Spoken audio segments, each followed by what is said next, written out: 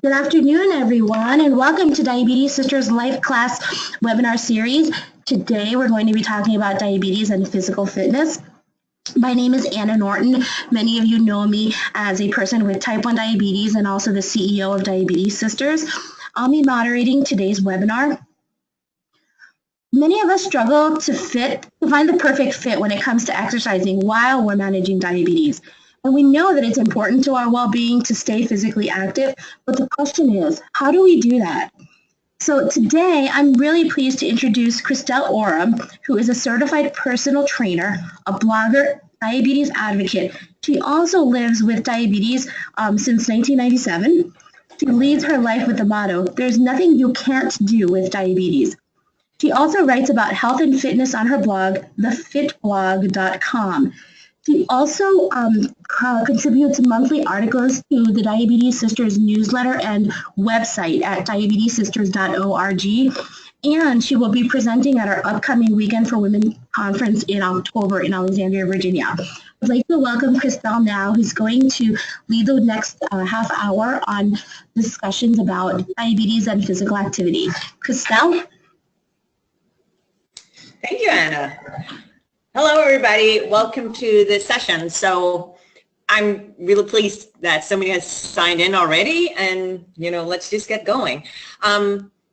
Basically, my goal for this half hour is to give you guys an understanding of exercise and how it can impact people living with diabetes.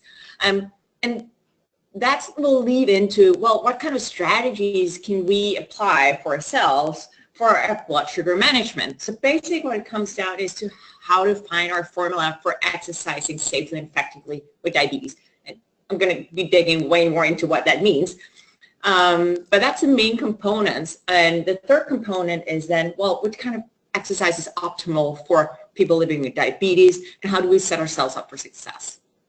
So again, thank you for signing in. I believe you can ask questions, and Anna will, you can write in questions, and Anna will, direct those to me. So let's jump into the slide deck. See, no, of course it won't. Oh, there we go. So that is me. So this is more to know who is, giving this presentation. Anna already gave a nice introduction. My name is Christel Orem. I'm the founder of the Fit Blog. So just to give you a little bit more, the Fit Blog is a health and fitness website for people with diabetes. That's all we do. It is empowerment in a nutshell. I am also the creator of the Fit with Diabetes challenges. Those challenges are free 4-week healthy and fitness challenges for people with diabetes. Next one is May 3rd. If you want to join us, that would be super. My background is I am an ISSA certified personal trainer. So that's just a basic personal training education, but I also have a lot of my continued education from the Diabetes Motion Academy that's run by Dr. Sherry Kahlberg. So that is all diabetes. I'm a level 3 certified there. As Anna mentioned, I live with type 1 myself, have since 97, so we're coming up on 20 years soon. And then she mentioned my motto, there's nothing you can't do with diabetes. And what I mean by that is, when I think about it, is there's nothing we can't do. If we have access to the right medication and tools, if we have access to the right information, and if we have the right mindset. And it's those two last components that I work on every day on the website and with people. And that's kind of also what this session is about. It's about giving you an information that can help you be successful. Okay? So, slide deck is, there we go. What is exercise? Okay. So, let's just go through this first. Basically, there's 2 types of exercise. And that's kind of what I have up top here in my slide. See, I tried to illustrate that's a heart rate profiles. We have aerobic exercise and we have anaerobic exercise. Okay? And I mean, these are the clean forms. We call them that. Of course, there's going to be hybrids. But aerobic exercise is that kind of exercise where you go and you kind of have a steady increased heart rate. Okay? So your heart rate is elevated. Basically, it's what we call continuously or repeated movement of larger muscle groups. So some of the illustrations I have here, well, that could be jogging. It could be walking. dancing, biking. These are some of the different activities. Of course, there's more out there. But that's that kind of exercise. Then we have anaerobic exercise. So you can see the heart rate is more like, it's kind of like shark teeth here. But basically what it is it's where you go and you have these short bursts of intensity, right? So your heart rate gets all the way up, and then it sort of comes down and it levels out a little bit, and then it comes all the way up. And different kinds of that, and you can see me lifting weights here. So that is one kind of anaerobic exercise that would be resistance training. Other ones is, you have little I love burpees. That's for all my CrossFitters or boot camp class takers, or pump classes. All those classes where you go in and you have these bursts of intensity, and then they give you a little bit of break where you sort of catch your breath and try not to die. And then we have the third one I illustrated here, which is kind of I try to illustrate sprints. But basically, you get the point. We have the aerobic, your heart rate comes up, stays up for a certain amount of time, comes down again. Anaerobic, up, down. And that's kind of usually you take it up to like 4 minutes of intense activity. You can't really do more than that. So why am I telling you this? Why is this important? Well, it is important because exercise types and blood sugar reactions are very tightly connected. Okay? The different types of exercise will have some general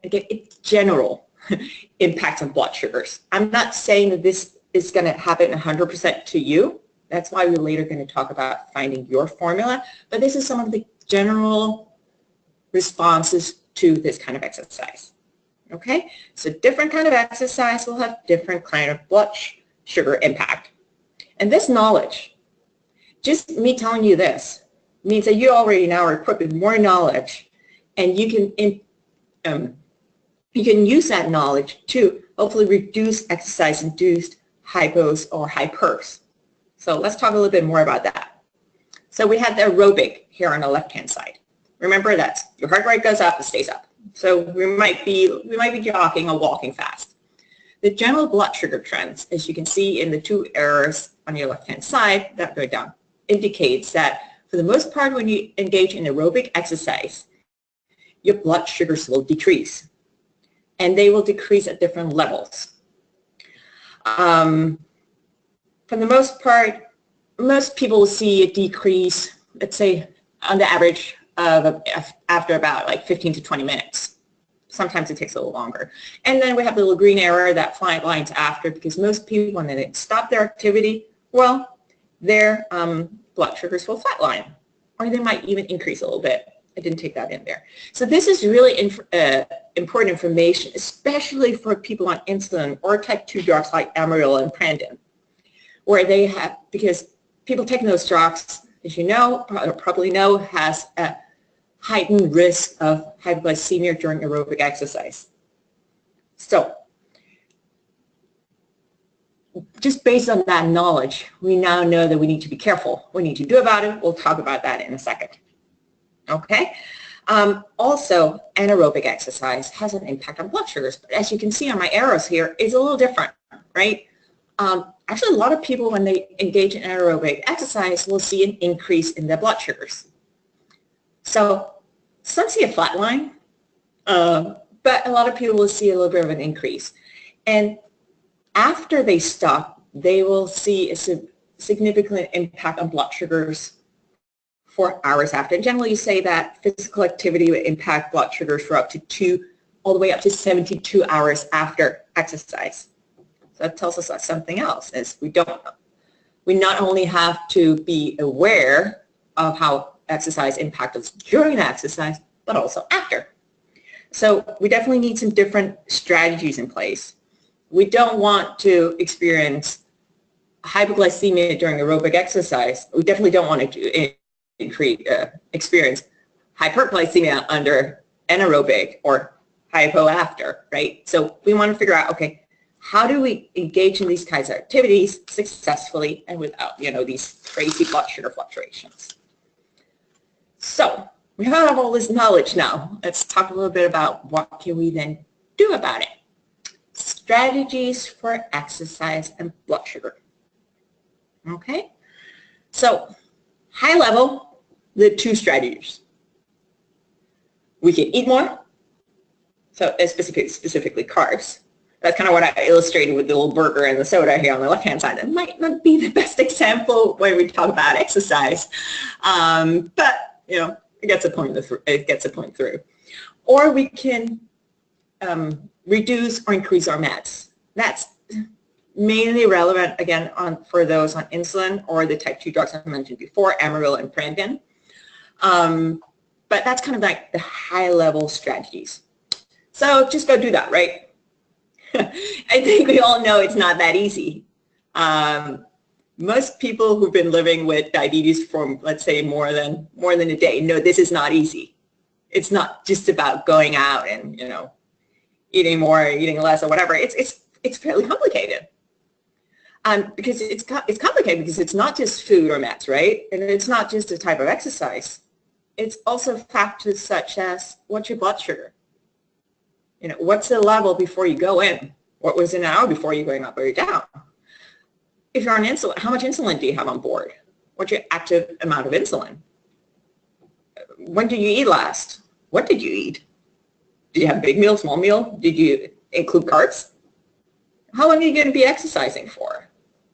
Are you doing aerobic, anaerobic, or are you doing maybe a combo?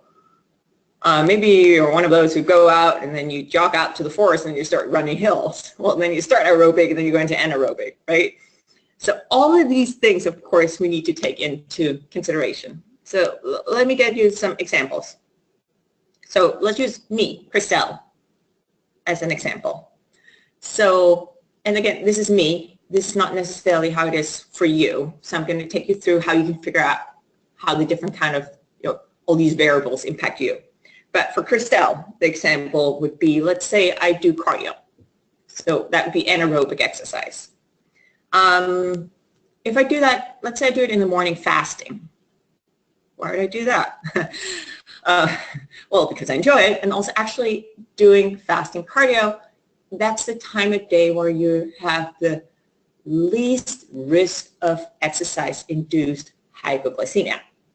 So that's the least chance of a low blood sugar due to your aerobic exercise. So in the mornings, I can go in, and this is me, because at that time I'm fairly insulin resistant, which most people are. I have some dawn phenomena going on, which is annoying, but it is what it is. I have very little insulin on board because I haven't eaten yet, so I haven't bolused yet. I have my basal going, but that's fine. So I can go in at 80 milligram per deciliter, do my aerobic exercise and be fine. If I try to do that, let's say after a meal in the afternoon with, let's say, 2 active units on board, I would probably crash, right? So that's one example. Let's talk about anaerobic. Well, for anaerobic exercise for Christel, when I go in, and I am a big fan of resistance training. It's my joy.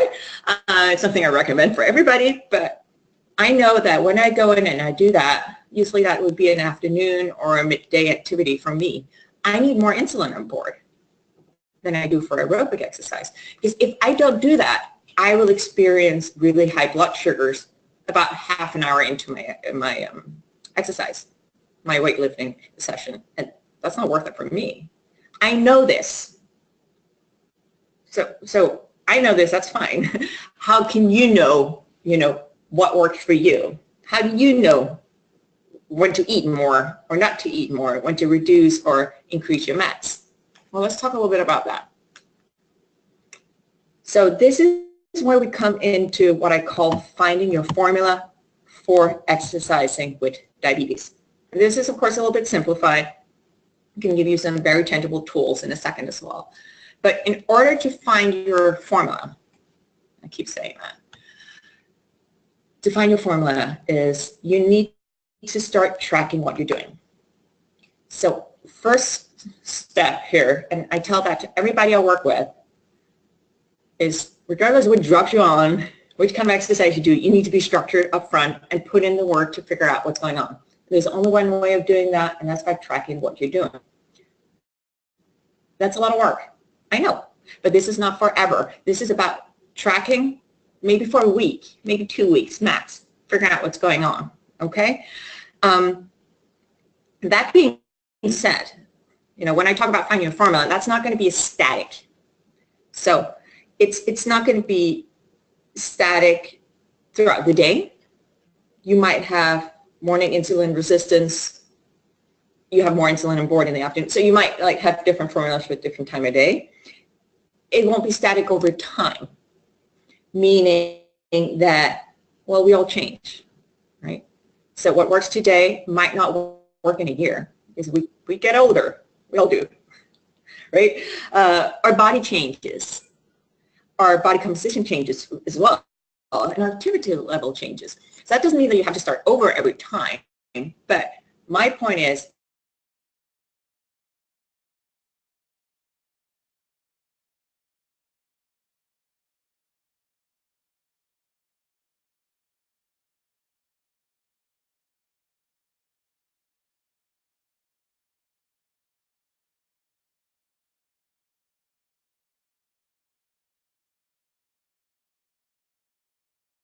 finding anybody's formula with them. What I do is I ask people to reduce the amount of variables. And what do I mean by that? Well, what I mean is that if you do 117 different things at the same time, you can write it all down, but you won't see any trends, because you're changing too many. You're dialing up and down too many things at the same time. So what I usually recommend is that you, for example, if you want to find your formula, let's start out with morning exercise. Then you do the same kind of exercise like every second day for the first week. Okay? That will give you enough data points to try and figure out what we're eating. It doesn't really matter, but you figure out what's going on, you reduce your value, eat the same things at the same times, do your workouts at the same times, the same type of workouts as well, and write everything down. Okay, so what is everything down? Well, it's kind of workout, type of workout. We're going to go a little more into that in a second. Third thing is test. We need a lot of blood sugar measurements to figure out what's going on. If you're wearing a CGM, great. I mean, that's been tremendously helpful for a lot of people, but not everybody has access to that.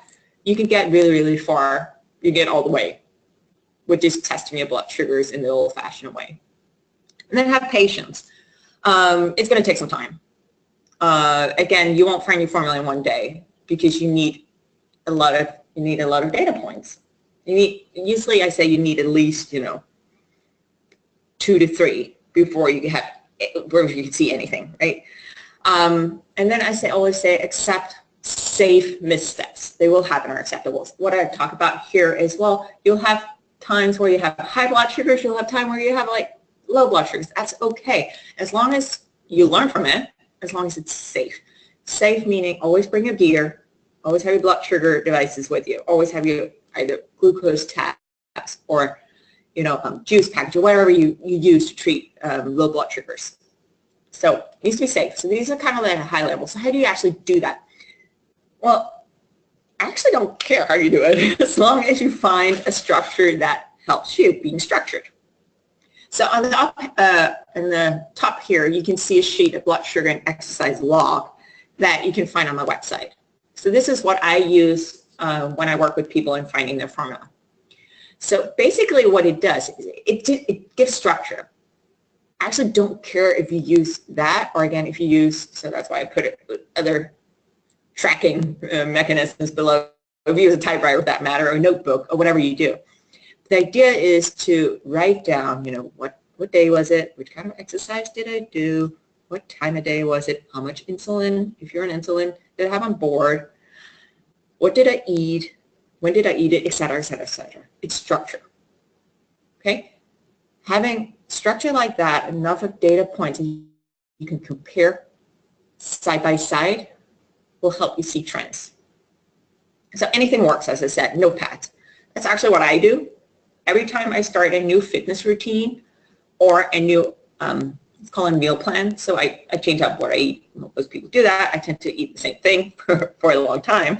So every time I change that up, I only need maximum 5 days, but that's because I have a base formula down. So I do tracking for, let's say, 3 to 5 days. So I'll write everything down, all my meals, my exercise, etc., and I'll look at it when I have like 2 data points. A data point could be, okay, what was my blood sugar during my morning exercise for 2 days? If I can see that I'm right on target where I want to be, where it's right for me to want to be with my diabetes, then then I know that whatever I did worked. If I have low blood sugars twice, to me that's a trend. To me that means, okay, I need to make a change. What I did to get to this low blood sugar was not, let's say, correct when we talk about finding my formula. So I'll make adjustments. And then after those 2 to 3 data points, I know that I'm confident of making adjustments. But that's for me. Not everybody would be confident in making adjustments. And that's actually not my point, is that you shouldn't necessarily make adjustments by yourself. But just collecting all this data will help you when you go to your medical team and say, hey, something is not working, or I need help figuring out my formula. They'll need this data to help you. This is your way of informing them of this is what's going on when I exercise or when I eat A, B, and C kind of food. Please help me adjust my treatment regime so that I can continue doing this successfully, because I want to be active. And everybody has a right to be active. Okay? So this is structure. I know this is very high level. You can find way more on the website. But let's talk a little bit about, now you found your formula, you're ready to go, you want to go out and you want to do some more, you want to be more active.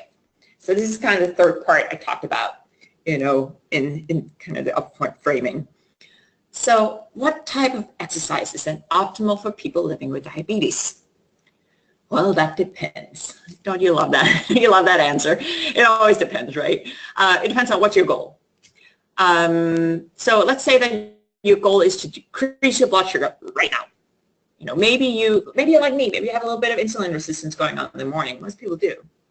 Or you tend to run a little bit high after meals, or you're not on insulin or Prandin or Amaryl for that matter, and you want to lower your blood sugar. What do? Well, let's go back to that information I gave you up front about how different types of exercises impact blood sugars. Ding, ding. Exactly. You would want to engage in aerobic exercise. And maybe it's 20 minutes. Maybe that's all you need to get your blood sugars down to the place where you want. But that would be the right kind of exercise for that specific goal. Okay? Another goal is, let's say you want to improve your insulin sensitivity. So that basically means making your body better using the insulin. Well, while the aerobic will decrease your blood sugars right now, resistance training is going to improve your insulin sensitivity long term. So this is why I'm such a big fan of resistance training, is that it can help you improve your insulin sensitivity. I found personally that's become like an integrated part of my diabetes care. I love what it does for my body in regards to, well, also just well-being, being strong, but especially my insulin sensitivity. Okay, and that when I just want to make sure that everyone understands, when I say resistance training, I don't necessarily mean you need to go out and start like throwing around big weights and right with the other guys. Resistance training just means resistance. So it can be body weight exercises. They're really efficient. It can be resistant bands. You don't have to go to the gym. It can be, or you can go to the gym and, lift weights or use the machines. Don't let anybody tell you machines are not effective. They really are. And then we have the third one. Let's say that your goal is body weight or weight management. Weight management. So most people at one point in their life are like, oh, I want to drop a few pounds. So for that, I recommend a combination of the 2 types of exercise. I recommend both aerobic and strength training. Again, it's kind of like, think about it like this. When you do aerobic exercise, you're burning right now. you're burning that glucose right now. When you do resistance training, you're kind of like, it's kind of like putting money in the bank. It's going to give you a long-term return. So the more muscle mass you have, the more energy you need just to be, so the more calories you burn. So that's kind of a, you know, different goals. Of course, there's going to be more goals of these, but these are kind of the higher ones I want to highlight. So let's talk about how can you be successful. You found your formula, you know which kind of exercise you want to do, you're ready to go, we're all fired up. So I kind of want to read this one out loud. Let's be honest here. I'll exercise every day and only eat celery is a lousy idea. It sounds awful to me. I think it was awful to pretty much everybody, especially the celery part. But we all tend to like want to redo everything. We want to do like a complete redo of our life in order to reach our goals. The problem with that is it sounds like a good idea, but it's actually not, because we try to do too much at once and we end up burned out. We end up ditching our goals way too soon, and we don't get to that, you know, result that we're hoping for. So a lot of this is about set realistic goals. So in general, we use on the website, we use the SMART approach, which is be specific, M for measurable, A for attainable, which basically just means realistic, R for relevant, means to be goals relevant to you. It's fine that everybody else wants to be like queen of spinning, that it doesn't appeal to you, it's not relevant to you, and it needs to be time bound. So when that comes down to that, that's also about, you know, chopping up your goals in smaller portions, so to say, so that you have smaller achievable goals. So maybe a goal is for this month, I want to eat healthier. What does that mean? Healthy is not really specific. So I want to cook healthy dinners 4 out of 5 times a week. Okay. You know, that's measurable. It's probably attainable. It's relevant to you. And it's time bound because it's for the first month. So bite-sized. And then celebrate your successes. When you've done that for 2 weeks, celebrate. Give yourself a pat on the back. High five the family, whatever. It doesn't have to be celebration with food or buying expensive things. It can also just be a self-affirmation. You know, let yourself know you did a good job. Then learn and adapt. I said good and the bad. If things work, great. Keep doing them. If they don't work anymore, then change them up. Usually I tell people, you know, if you, for example, are following your meal plan or exercise routine, and you've done it for 3 or 4 weeks, and you have not seen any of the results you're hoping for, well, it's probably time to make a change, right? Just keep doing it.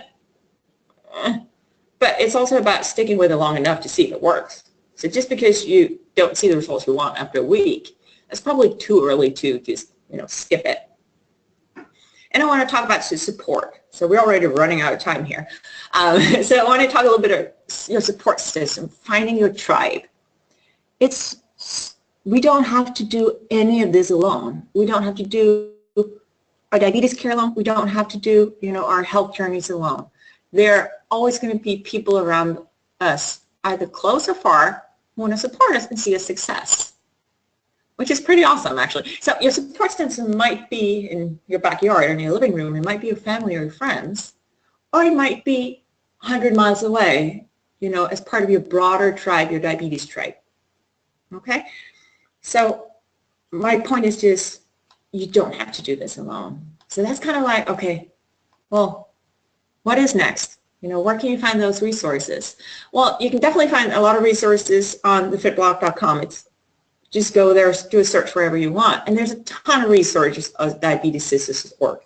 You already know that because you're here. But in regards to finding your tribe, you know, if your tribe might not be, you know, in your living room, you can join our challenge, the Fit with Diabetes challenge, the Strong with Diabetes challenge, rather. We also have a Facebook group. And maybe that's not for you. Well, maybe something else is. There are so many Facebook groups out there that will support you in your journey. So if you're an avid runner, I'm pretty sure you can go in and you can search for running groups and diabetes. Just try to give it a search. And then, of course, there's, as Anna mentioned up front, there is a Weekend for Women conference in Virginia in October where I be presenting and doing workouts. So you want to let you know, if you're there, please come by and say hi. And then there's the science. So a lot of stuff I've talked about, if you want to dig a little bit deeper, then I just scratched the surface, I know. But if you want to read some of the consensus statements, they just came out 2017, 2016. There is the type 1 diabetes consensus statement in the Lancet, and there is an ADA position on exercise. And just in closing, I hope from this really brief overview that you at least got a little bit of a better understanding of what is different kinds of exercise, how do they impact blood sugars, and some strategies for, okay, how can you implement this knowledge and be successful? And I want to tell you, you can do this. I know you can. Exercise, and this sounds corny, but exercise is a privilege. It's not a punishment, right? And with the right tools, I think we all have the right to be able to exercise, and we can do this safely and effectively. So with that, I want to say thank you for tuning in, and thank you, Anna. Thank you, Christel. And as Christel mentioned, we're running short on time, but if anyone has any questions that they didn't, that weren't answered during this half hour, please send us those questions to the email info@diabetessisters.org, and we'll be sure to pass those questions along to Christel, and then she will answer them and we'll get back to you.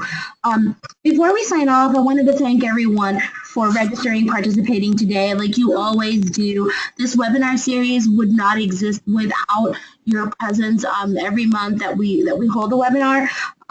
For this particular webinar, we had over 60 women register, and we do have a book to give away. It's actually great. I've been thumbing through it. It's the Aerobic Exercise book for people with diabetes. It's published by the American Diabetes Association. We've picked a winner from today's webinar. That winner is Teresa Verbeck. So Teresa, congratulations. I'm going to be contacting you after this webinar just to get some information so we can mail that off to you. I would also like for you to know that we'll be posting the audio of today's webinar on our website tomorrow morning, along with the visual slides that Christel shared. The website is diabetessisters.org. We'll also send the link out to our social media channels as well. And please stay tuned for our next webinar in the coming months. And thank you guys, everyone, for joining us. Have a great afternoon.